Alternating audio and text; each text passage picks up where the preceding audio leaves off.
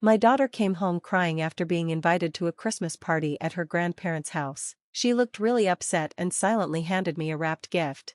"Mom, look at this, why do I have to go through this?" she said.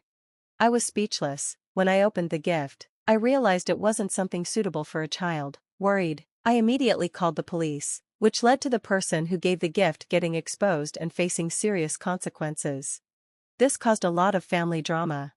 At 45, I have a younger husband who works at the same company as me. I changed careers at 34 after my old boss made a rude comment about me. My current job values skill over age or gender. My husband, who was my boss back then, supported me a lot. We quickly fell in love, got married, and now have a daughter in 4th grade. She is kind, loves reading, and has a gentle heart. However, my relationship with my husband's sister has always been bad. Even though I get along with my in-laws, she looks down on me for being older than my husband and for our fast marriage. She made mean comments about my age and how my body changed after pregnancy. I tried to ignore her for my own peace of mind, but when she also had a quick wedding and moved away, she finally stopped bothering me. This gave me space to enjoy my pregnancy despite its challenges. When our daughter was born, it was a moment of pure happiness. My husband was by my side, and his support meant everything to me. When she cried for the first time in the hospital, he thanked me, and we both cried with joy. But 5 months later, my sister-in-law had a son and started visiting again. Each time, she would make unfair comparisons between our children and say cruel things about my age. She even claimed my daughter had wrinkles while her son had smooth skin. She also came empty-handed but left with diapers and formula, saying she didn't want to run out. It felt like she only came over to insult me and take supplies. Thankfully, her visits stopped when her husband's job took them to another state. For a while, things were peaceful. Then, when my daughter started elementary school, we found out her cousin was in the same school. Despite our family problems, the kids became good friends. My daughter, being kind and responsible, helped him, and he became popular among their classmates. By 3rd grade, they were in the same class. That summer, my daughter won an award for her reading project, and her work was even published in the local newspaper. When we visited my in-laws, many relatives were there, probably to celebrate her achievement. But my sister-in-law was unhappy. She said it was unfair, claiming the book my daughter wrote about was originally meant for her son. However, the kids had agreed to exchange books and choose what to read together. My nephew even liked the book my daughter read first, so she let him have it. Instead of being proud, my sister-in-law accused me of writing the award-winning project for my daughter. She spread rumors at school, saying I used my connections to make my daughter win. This upset my daughter so much that she lost interest in reading. That was my breaking point. I couldn't stand seeing her hurt by false rumors. I finally told my husband everything, how his sister had been cruel to me from the start, took baby clothes meant for our daughter, and mocked my appearance during pregnancy. My husband was furious. He talked to his parents, and together, they confronted his sister. She was shocked and tried to blame me, saying I had turned her brother against her. She started calling me, pretending to want to make peace, but she was actually just venting her anger. I stopped answering her calls, and after 2 weeks, they finally stopped. Then, in December, my in-laws decided to host a Christmas party for children, the first time they had ever done so. I found the timing odd, but my daughter was excited. She remembered the Christmas party she had in kindergarten and hoped for something just as fun. Unfortunately, her elementary school didn't allow holiday celebrations due to their policy. I often wonder why some people strictly follow religious traditions when Christmas has become a holiday celebrated in many different ways around the world. Some parents are very particular about keeping it religious, but I see it more as a time for joy and togetherness. For the past 2 years, my daughter and I have chosen to celebrate Christmas quietly at home. She especially loves exchanging gifts. This year, my in-laws invited us to a Christmas party with a small gift exchange, setting an $11 limit. My daughter and I went to a big shopping mall to find the perfect gift. She picked one of her favorite picture books, excited to share a story she loved. On the day of the party, she took the gift and headed to my in-laws' house, just a short bus ride away. My mother-in-law kindly offered to pick her up from the bus stop. Later, she called to let me know my daughter had arrived safely, which reassured me. But my relief didn't last long. Only 50 minutes later, I heard the front door open. It was a weekday, and my husband was at work. I was working from home since my daughter was on winter break. I turned around to see her sitting by the entrance, crying. she handed me a wrapped gift bag without a word. Inside, I found her torn-up newspaper reading reflection, along with a creepy card written in red ink, warning us not to be arrogant or we'd end up like the mutilated stuffed animal inside. The toy was damaged and stained with red ink, made to look like blood. This was no joke, it was cruel and disturbing. My daughter told me that my sister-in-law had given her the terrifying gift. I was shocked. The party was supposed to be a fun event for children, and the adults had agreed not to bring their own gifts. I hadn't gone with my daughter, so I didn't even know my sister-in-law would be there. If my mother-in-law had known, she would have told me. She always said to let her know if her daughter caused any problems. This felt like a deliberate attack on us.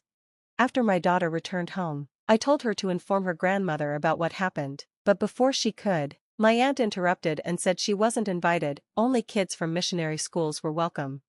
My daughter, confused, asked what a missionary school was. I struggled to explain. A relative had recently joined one, and my sister-in-law's son also attended a missionary kindergarten. Our daughter, however, went to a local kindergarten and a public elementary school. It seemed like my sister-in-law was using this as another way to belittle my child.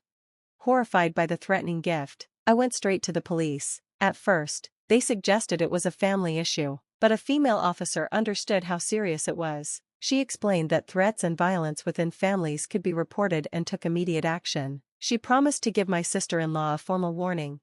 That evening, I told my husband everything. Furious, he called his parents. They had hosted the Christmas party but claimed they had no idea what had happened. They guessed that my sister-in-law had snuck in through the back door while my mother-in-law was busy. The younger family members had been left in charge of the party.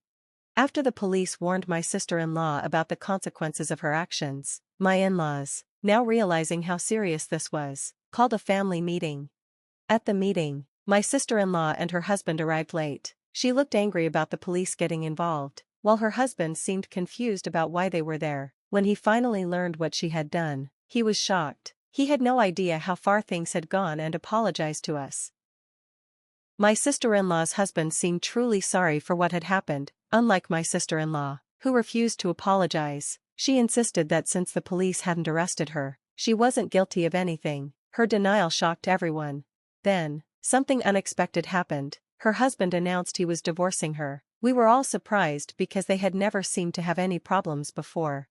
He explained that he had put up with her behavior for years. She had neglected their home and child, and her careless actions had even made him afraid at times. She was obsessed with appearances, making them move frequently just to impress others, not because of real job opportunities. She also pushed their son into elite schools, but those plans always failed. In the end, he went to a public school, his own choice, supported by his father, though my sister-in-law had resisted. For her husband, this divorce had been a long time coming. The Christmas party incident was just the final push. Hearing this, my sister-in-law suddenly tried to apologize. She claimed it was all a joke, but no one believed her. Her so-called prank had been terrifying, especially for a child. It was clear she had crossed the line. I confronted her, saying, "Just being a parent doesn't mean you automatically have good instincts." My husband, seeing her cry, firmly told her that tears wouldn't fix this, but she kept denying her mistakes and even tried to blame me, claiming the family never liked me because I was older than my husband. Her lack of understanding left everyone speechless. The conversation ended abruptly, and her husband had to take her home. Later, during the divorce process, she refused to admit she had done anything wrong. What finally forced her to agree was her son's innocent but honest words. He told others about the terrifying gift she had given my daughter, describing the ruined stuffed animal covered in red ink like blood. His story spread quickly at school, making teachers and parents deeply concerned.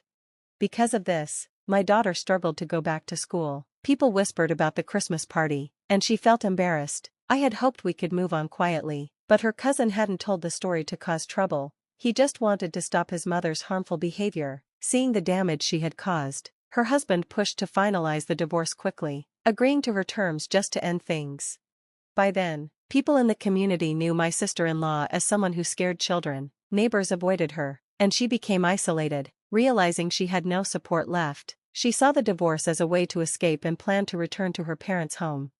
However, her ex-husband was determined to keep custody of their son, and she didn't fight him on it. Coldly, she said she didn't care about him anyway, he was just an obstacle to her plans to remarry. Her son bravely responded that he didn't need her either and told her to stay away from his cousin.